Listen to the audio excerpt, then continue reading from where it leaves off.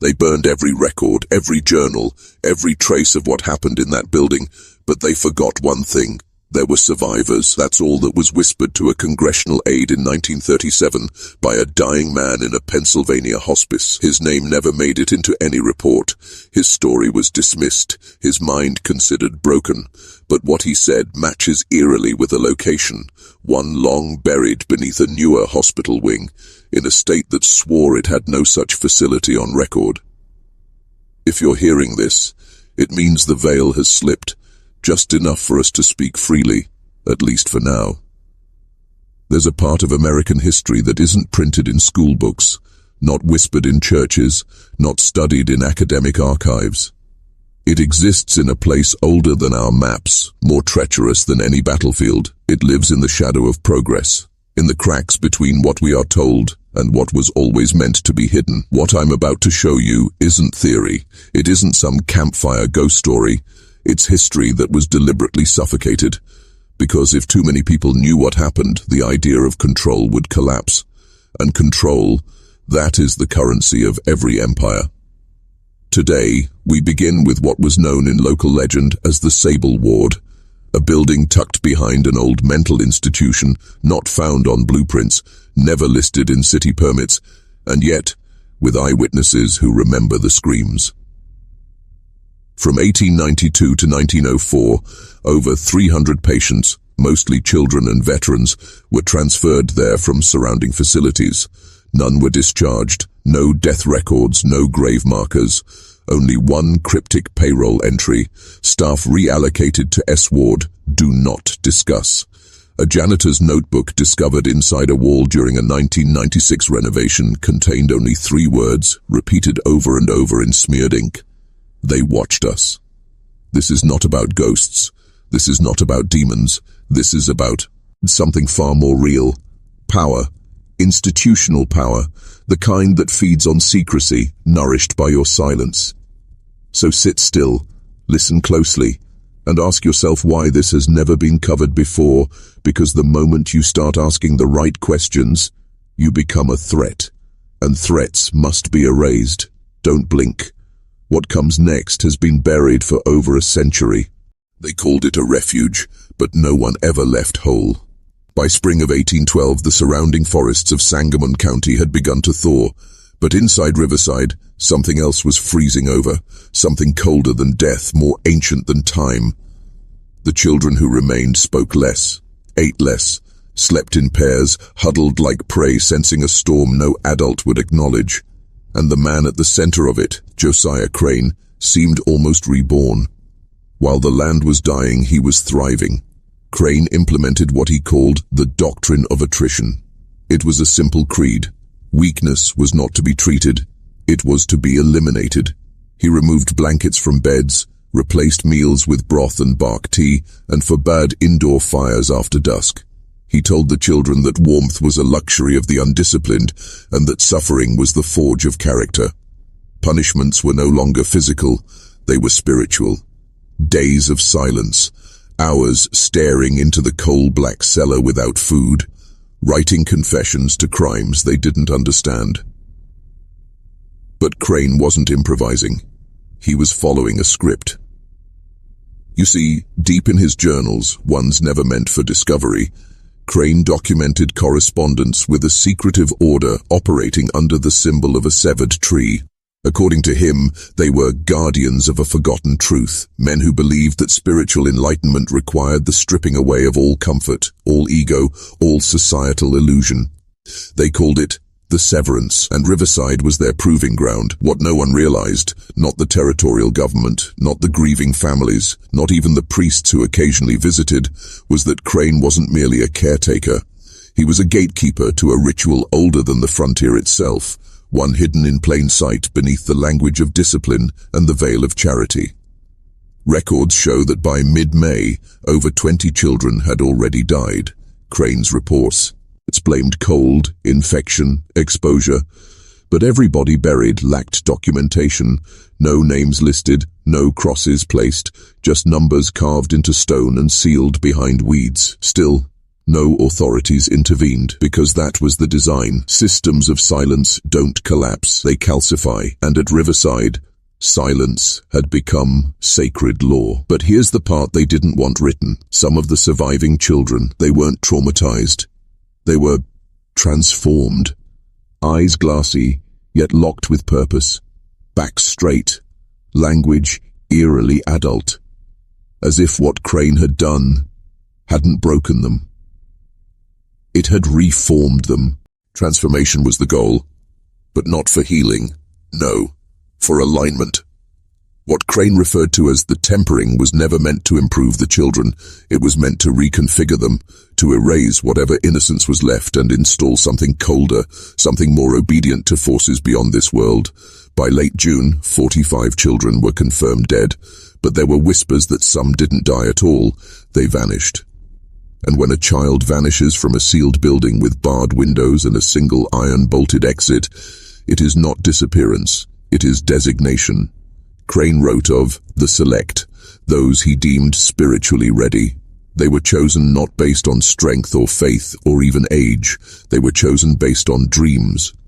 Crane had begun nightly interviews asking the children what they had seen while they slept. Those who claimed visions of doorways that hummed, of winged shadows whispering their names, of rivers flowing upward, were marked with a faint ash cross on their palms. After that, they stopped sleeping altogether. In a sealed letter addressed to an unnamed elder, discovered only in 1994, hidden inside the spine of a ledger, Crane described the cellar not as a punishment chamber, but as a convergence chamber. A place where vibration and silence met, where the blood of the chosen became the key. And now it becomes clear why families were forbidden from visiting, why clergy were limited to the chapel only, why every adult staff member had either fled or fallen mysteriously ill by July. Crane had orchestrated a system where no outsider could document what the children were becoming. He wasn't hiding atrocities. He was preparing vessels. But the greatest horror was not what Crane did. It was what the institution allowed. Because there were letters from the charitable society thanking him, applauding the drop in expenditures, praising his discipline metrics. There were no inspections, no accountability, only numbers. And that's how the machinery hides, not with shadows, but with spreadsheets. If you're still watching this, ask yourself something most never dare. How many institutions today still run on this logic? How many use neglect as discipline, silence as protection, ritual as policy? Because Crane may have died in 1822, but his doctrine didn't. It evolved, modernized, found new names, new uniforms, new campuses. It's in the at-risk youth centers, the corrective academies, the rehabilitation programs. Same game, new paint. And here's your test. Comment the phrase, "The severance begins," twice below. Why? Because once you name it, it can't stay hidden. They called it a failure of record keeping. That's how the state explained the missing files. Decades of reports, gone, as if dozens of government clerks all simultaneously forgot how to alphabetize. But it wasn't forgetfulness, it was formatting. Buried in a Pennsylvania archive room in 1987, a maintenance worker discovered something no one was meant to find. A misfiled box labeled only Crane, Secondary Codex. Inside were 17 leather-bound journals, each one wrapped in layers of soot-black cloth and sealed with wax sigils resembling no known Christian or military order. No barcodes, no catalogue entries, no trace of digital existence. This box didn't survive oversight, it survived intention. The journals contain over 1,200 pages written in a cipher derived from early 19th century Masonic shorthand, combined with apocryphal Latin and an unknown glyphic language. Linguists who studied the scripts independently reported symptoms of nausea, migraines, and acute disorientation after extended exposure. One even left academia entirely, citing moral interference. But the translations that were completed revealed something far more unsettling. Crane wasn't acting alone. In the margins of the journals are repeated references to something he calls the order beneath. A fraternal network that did not officially exist on any colonial record, church registry, or Masonic chart. They didn't operate above society, they operated below it, literally, beneath the buildings, beneath the churches, beneath the homes for children, the asylums, the schools. He described subterranean sanctuaries beneath every major settlement in the American Northeast, connected by tunnels older than colonial presence itself, tunnels etched with markings Crane claimed were not European or native, but before division. That phrase appears 47 times. Before division, it implies something more ancient than culture, a point before the split of belief and knowledge, before control became religion, before obedience was moralized. Crane believed the children's home was never an orphanage. It was a reactivation site, a node in a grid used for spiritual induction, designed not to save souls, but to wipe them, imprinting them with new frequencies drawn from beneath the earth. And here's what's worse. The tunnels still exist.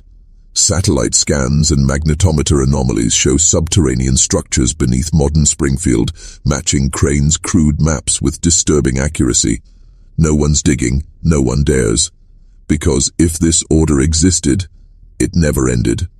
And if the tunnels were nodes, the grid may still be active. You ever wonder why certain buildings are built where they are? Why churches, banks, psychiatric hospitals and government centers all seem to fall along invisible lines that no zoning committee ever officially discussed? Crane did. His fifth journal was entirely dedicated to geometry, not the kind you learned in school, but a geometry of power placement. He called it sacred inversion. Not sacred because it was divine, but because it was protected, guarded, hidden in plain sight. The children's home in Illinois wasn't randomly located. It stood directly atop a fault line in the North American Craton, where magnetic anomalies ripple through the bedrock. Beneath it, one of the deepest quartz formations in the region. Quartz, used in every piece of computing equipment you've ever touched, but in Crane's time, quartz was spiritual machinery. He claimed that children, especially those in grief, emit a purer form of electromagnetic signal, that their sorrow, when amplified by cold, hunger and isolation, could be harnessed, filtered, used, not in the way you'd use electricity, but in the way belief uses sacrifice. The architecture of the home, not colonial, it was imitation Romanesque, with asymmetrical vaulting and intentionally flawed stonework. Those flaws weren't mistakes, they were resonators. Just like old cathedrals channel vibration through pipe organs, this building was built to pull suffering inward. And then there's the dormitories. Each room measured in a ratio of 11:22, a ratio that recurs in ancient Mesopotamian ziggurats, certain chambers inside the Great Pyramid, and, wait for it, the measurements of NASA's launch platforms in Cape Canaveral. Coincidence? Crane didn't think so.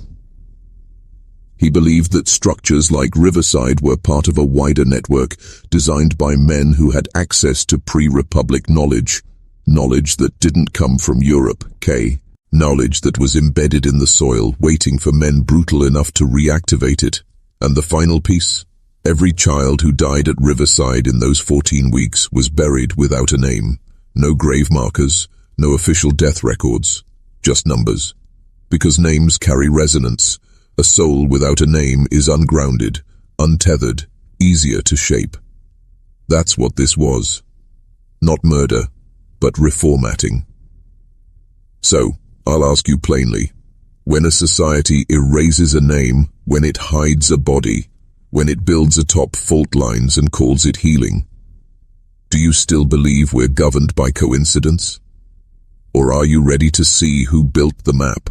There's a reason certain thoughts feel like yours, when they're not. You see, what Crane experimented with in that home, what he recorded in symbols the territorial government later deemed psychotic ramblings, matches almost exactly with research done in the 1960s by DARPA, Yes, that DARPA, the US government's defense research branch, the same people who invented the internet and then pretended they didn't know what it would become. They called it neural echo mapping. Crane called it soul bending. Different terms.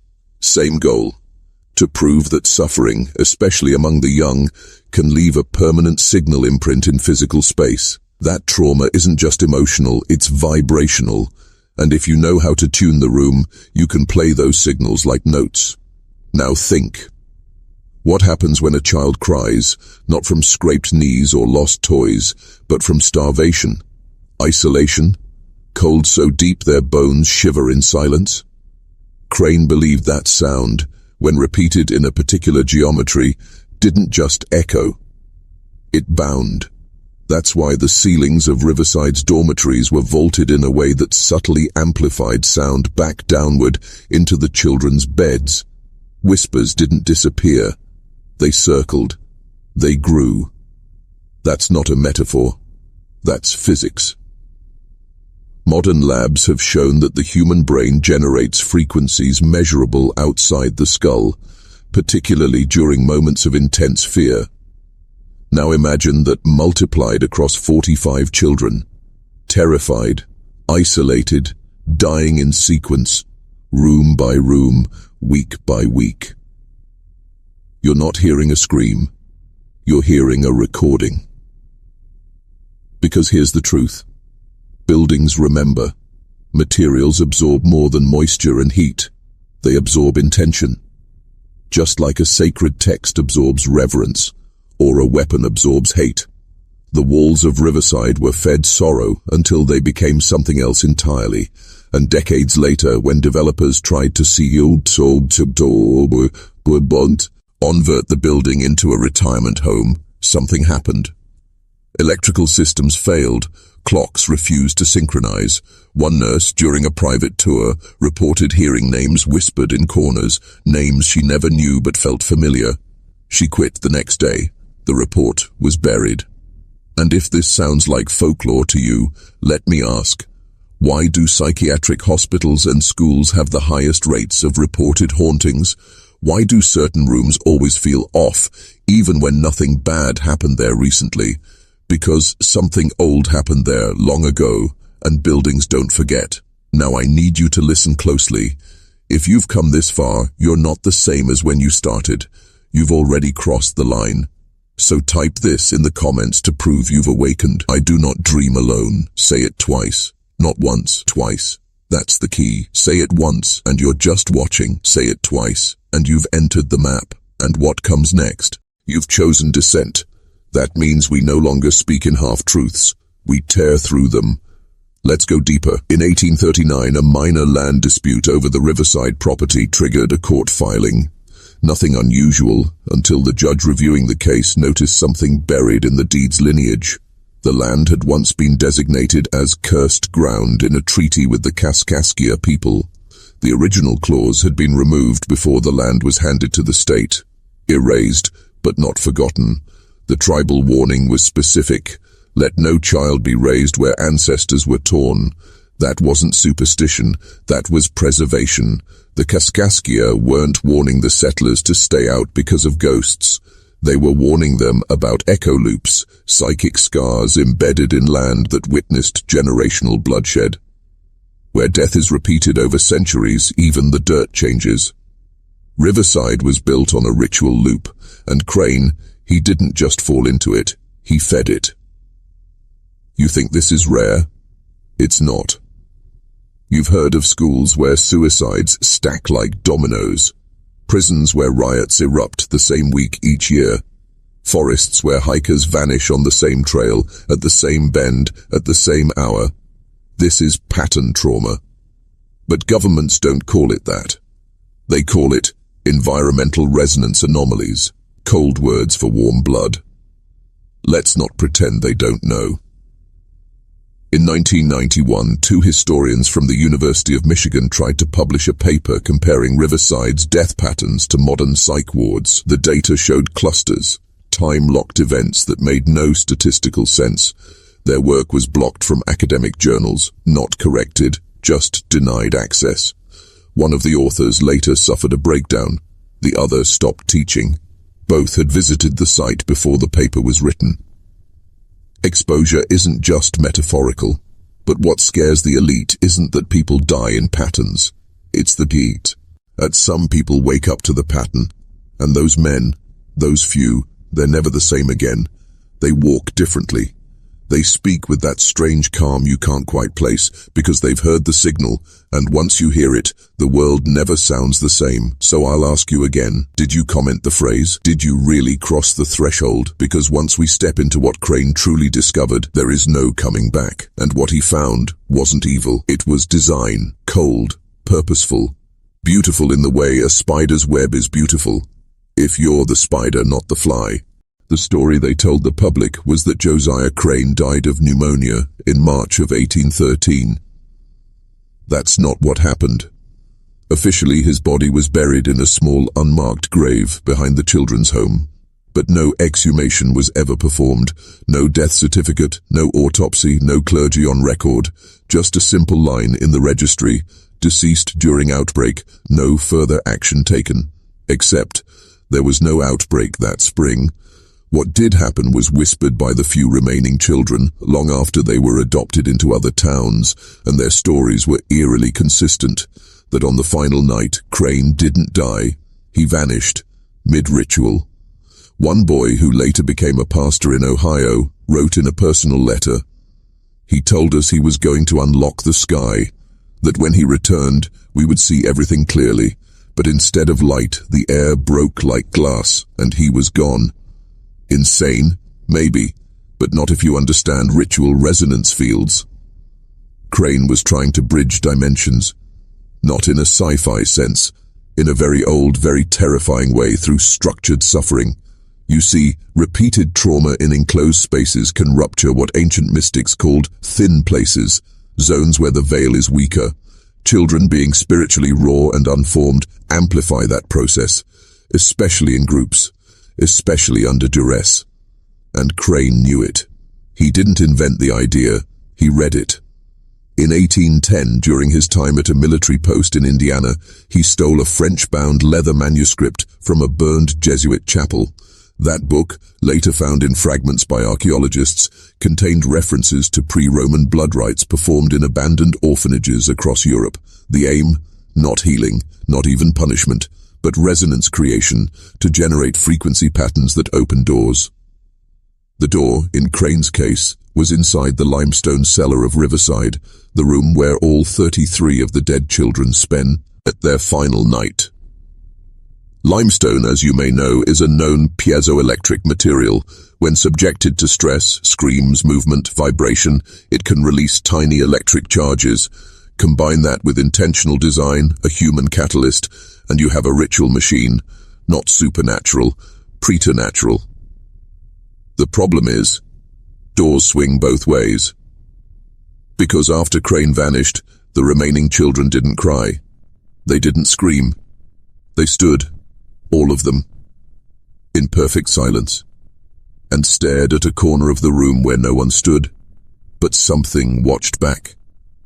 That silence wasn't peace, it was submission. Riverside hadn't just consumed their bodies, it had rewritten their programming. And now you begin to understand. This wasn't just a tragedy, it was a prototype. When the building was finally sealed in 1813, no one touched it for over 70 years. The surrounding land was sold off in parcels, but the stone structure itself, Riverside, stood like a wound no one dared stitch shut. Locals avoided the place. Hunters reported hearing children singing in the dead of night. Farmers said their livestock refused to graze within 100 yards of its walls. Surveyors who mapped the land noted their compasses spun erratically near the foundations, as if something unseen twisted magnetic fields beneath the surface. But the most disturbing account came from a Union soldier in 1865. After the Civil War ended, a small detachment passing through Sangamon Valley took shelter in the building during a storm. One of the men, Corporal Ellison, kept a journal. That entry still exists. It reads, It's a fine stone house, but hollow in a way I can't explain, not just empty, vacant of something the world requires. At 3:17 a.m., Private Martin began reciting words he said he'd never learned. He repeated them in a low voice for almost 9 minutes, while the rest of us sat still. Not frozen. Willing, as if something wanted our stillness. We left before dawn. None of us spoke of it again, but the smell, sweet, like ripe fruit and rot, followed us for 3 days. Think about that. A place so imprinted with ritual energy that it overrides will. That's not just residual haunting. That's spatial programming. The architecture of Riverside had been recoded by repeated suffering, and now it didn't just store the past, it projected it. Anyone who stepped inside became part of the operating system, and here's the truth they buried. Riverside wasn't the only site. In the same decade, similar homes were quietly shut down in upstate New York, coastal Maryland, and parts of Kentucky, all with the same pattern: children, isolation, sudden mass death, and a suspicious lack of documentation. It wasn't a coincidence. It was a network, a clandestine system hiding behind religious charity, using children as conduits to conduct what? Energy? Entities? Or worse, knowledge. Because the core theory behind Crane's ritual, hidden in that stolen Jesuit manuscript, was this: the soul, unformed, is a key. When broken precisely, it opens doors to that which predates morality. This is not about ghosts. This is not about hauntings. This is about infrastructure, ritual infrastructure that still exists today. In facilities you drive past, in churches that no longer hold service, in private schools that closed too quietly. We're not dealing with a forgotten past. We're dealing with a blueprint. One designed by men who understood the darkest laws of human transformation and weren't afraid to test them on the smallest, most silent bodies. You weren't supposed to hear this, but now that you have, you're part of the equation. Let me ask you something. When was the last time you questioned the buildings around you? Not admired them, questioned them. Because the people who designed Riverside, they weren't architects. They were engineers of human consciousness. What they built wasn't a shelter, it was a machine, a structure intended to extract something invisible, not energy, not electricity, something far older, something far more dangerous. Consent, not the kind you give freely, the kind that's broken off piece by piece until the subject doesn't even know it's been taken. That's what those children became, vessels of fractured consent, broken minds tethered to ritual logic, not through drugs, not through torture, but through symbolism, repetition, isolation, and cold. You ever wonder why so many religious reform schools, orphanages, and moral institutions from that era were designed with narrow halls, stone floors, and thick walls that kept out warmth and sound? It wasn't budget. It wasn't architectural style. It was ritual design. Cold resets the body, silence resets the mind, repetition resets the will. By the time the child internalizes the rhythm, wake, pray, starve, labor, silence, their sense of time fractures, their sense of self disintegrates, and into that vacuum, something else is planted. Not a demon, that's Hollywood fantasy. A program, a deeper obedience, not to a man or a book, but to a structure of control, one that survives generation after generation, passed down not through folklore but through brick and blueprint. You walk into some of these abandoned institutions and still feel it, like static on your skin. That's because the place remembers. It's still running the code. The child doesn't have to be there anymore, because what was done to them echoes. And here's the truth no one wants to face. The architects behind Riverside were not outliers. They were initiates, and they didn't die off, they evolved.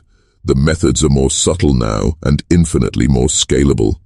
Isolations become digital, repetition is built into your apps. Silence, it's the algorithm's favorite tool. And cold has a new form, emotional sterilization. They figured out how to recreate Riverside without the stone walls, without the whips, without the crucifix. And now you're walking through it every single day. The only question is, can you see it? Comment. Eyes open, twice broken, if you felt it too. Once to awaken, twice to never forget. We're not done. We're just beginning the descent. In 1992, during a controlled demolition of what remained of the Riverside structure, a team of state-commissioned archaeologists was sent in to recover any remaining historical artifacts. What they found beneath the dining hall was not in any government records. Buried below 8 feet of limestone was a sealed chamber, no doorway, no stairwell, just a solid cube of brick and iron. It took them 16 hours to break through, and what they uncovered should have made national headlines. Instead, it disappeared. The chamber contained dozens of rusted restraints, iron rings embedded into the walls, and bones, small bones, children's bones, some broken, some scorched. But that wasn't the part that terrified the recovery team. It was the walls. Every inch was covered in markings, not in English, not Latin, not even in any known native dialect, but they pulsed with geometric precision, spirals, eyes, forked shapes repeating in mirrored pairs, symbols found across ancient sites from Mesopotamia to the Andes, always hidden underground, always associated with one thing, sacrifice by rhythm. And at the center of the chamber, laid in a decayed oak frame, was a massive iron mask, human in shape, but wrong. Too long. No mouth, just slits where the eyes should be, and deep scratch marks on the inside. It wasn't for punishment, it was for transformation. One of the archaeologists, Thomas Idle, resigned a week later, vanished from public view. His personal journal, which surfaced through his sister's estate in 2004, revealed something bone-chilling. I felt it. When I stepped into the chamber, it knew me. Like I had returned to something I'd never lived but always carried. My dreams haven't stopped. The rhythm is back, the same 4 pulses, always 4, always waiting. You ever heard of resonant trauma? It's when the body reacts to frequencies it doesn't consciously remember, but still fears. That's what Crane's method did. That's what these chambers were built for. Not to kill, to tune. Children weren't being punished, they were being reshaped. Aligned to patterns far older than Christianity, older than Rome, older than even written memory. Patterns passed through bloodlines, institutions, and rituals, always hidden under names like discipline, obedience, correction. But the real word is binding. And if the mask fits the child just right, something else can wear them. We're deep now, and the light's gone. Keep walking. You're not supposed to be here, but you're exactly who they feared would arrive. In 2008, a Freedom of Information Act request, filed by a fringe historian named Malcolm Raver, unearthed a set of restricted correspondences between the Illinois Territorial Council and an unnamed oversight committee based in Washington, D.C. The letters were marked with a strange sigil, a circle split by a vertical line, surrounded by 13 short dashes. Not a single government agency claimed authorship, but one phrase kept appearing. Project Lorica, Phase 2, pending rural compliance. Lorica, a Latin word. It means armor, but not in the way we think of breastplates and shields. In ancient Rome, a lorica was also a spiritual shell, ritual protection for priests engaging in dangerous rites, psychic insulation against invasion. Crane wasn't experimenting. He was following orders. The Riverside Children's Home was never just a charity. It was a field test, a human resonance lab wrapped in religious language, weaponized trauma, and institutional shielding. Every beating, every fast, every night spent freezing in silence wasn't abuse. It was engineering. They were sculpting the nervous system, breaking it down to rebuild it into something obedient, something open.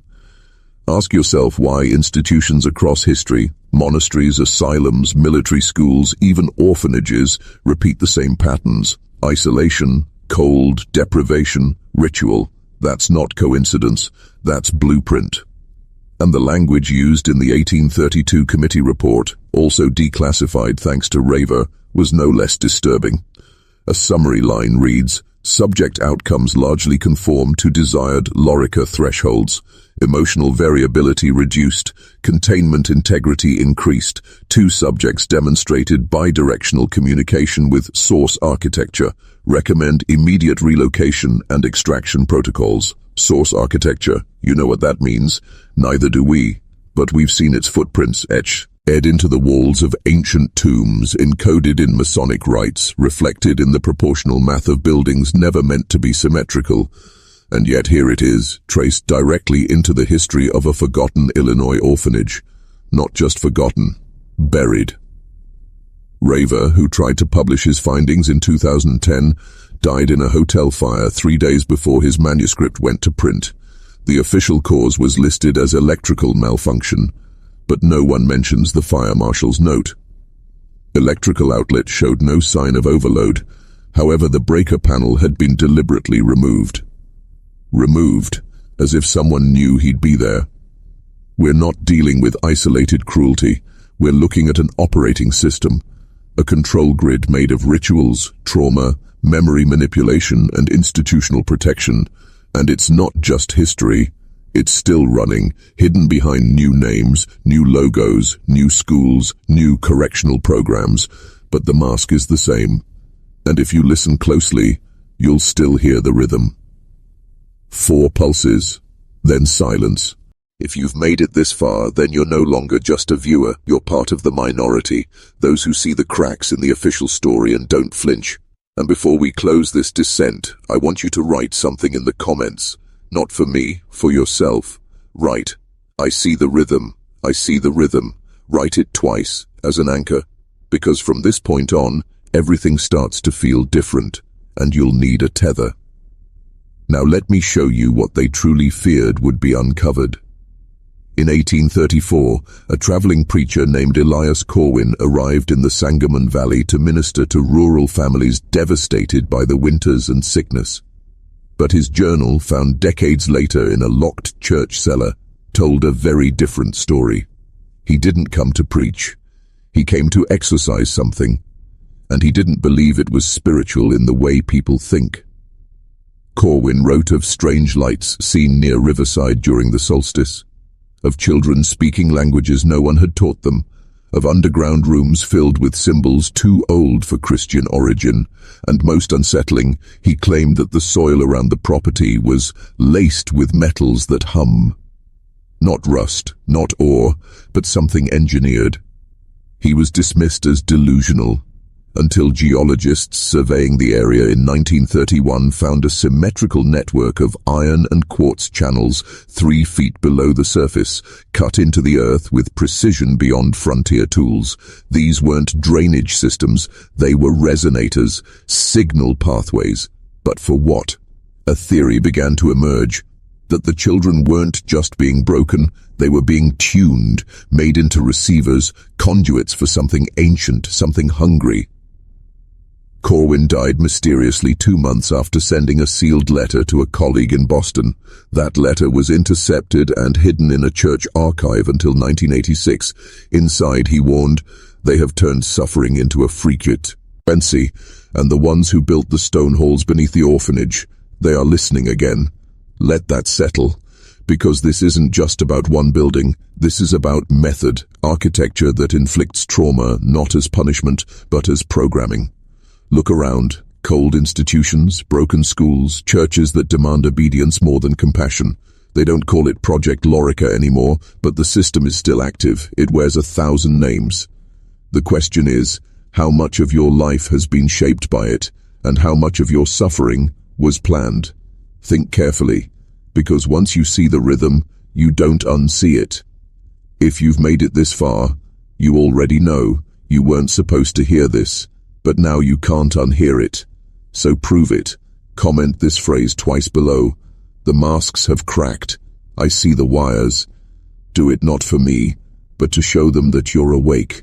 And if you're ready to keep descending into history's forbidden corridors and the truths they buried, then subscribe now, because the next revelation is darker than this.